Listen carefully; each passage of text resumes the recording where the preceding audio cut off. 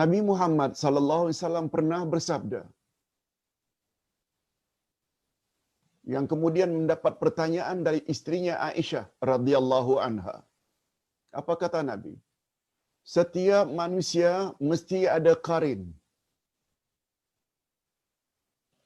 Qarin maknanya syaitan pengiring. Dari kata muqaranah. Qarin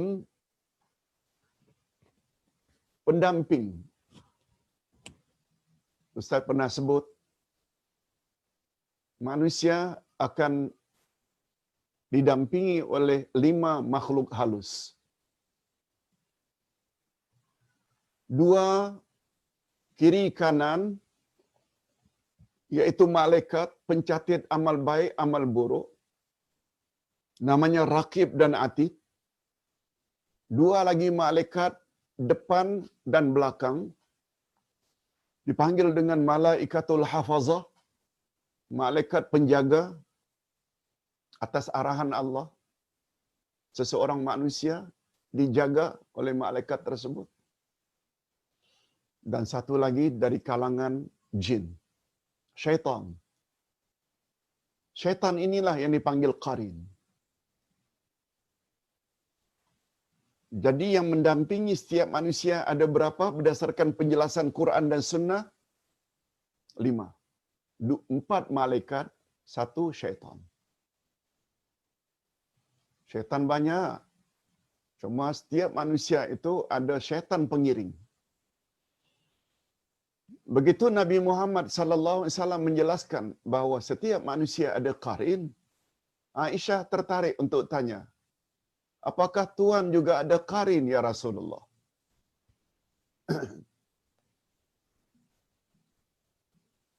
Rasulullah sallallahu alaihi wasallam menjawab, aku pun ada qarin.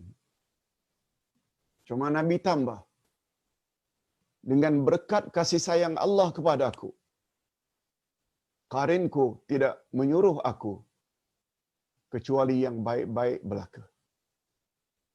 Qarin yang tadinya syaitan yang ingin menjerumuskan manusia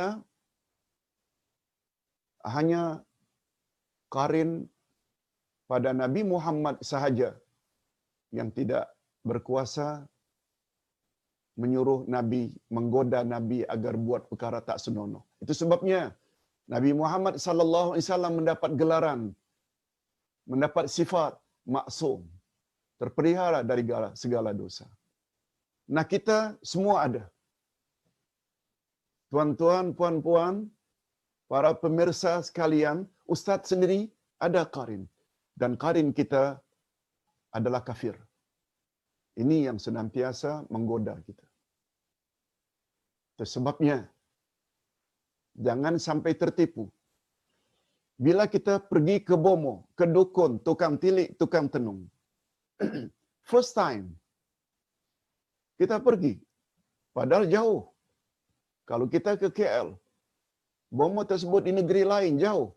Perjalanan sampai 2-3 jam. First time. Tiba-tiba begitu berhadapan dengan bomo, bomo cakap,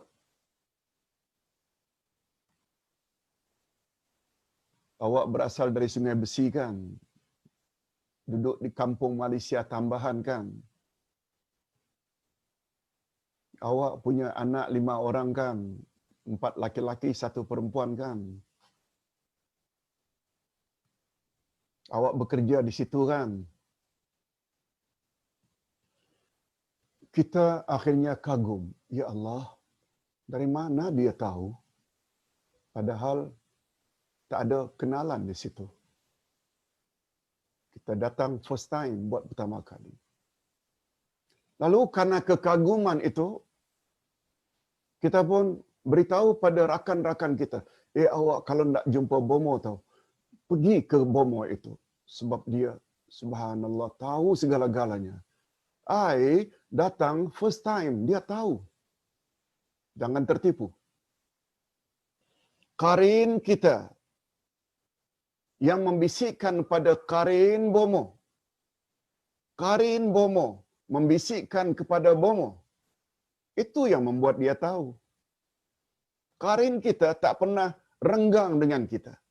Begitu kita akan pergi ke Bomo dan dia sangat suka, tentunya maklum syaitan, dia akan beri informasi tentang kita kepada karinnya Bomo.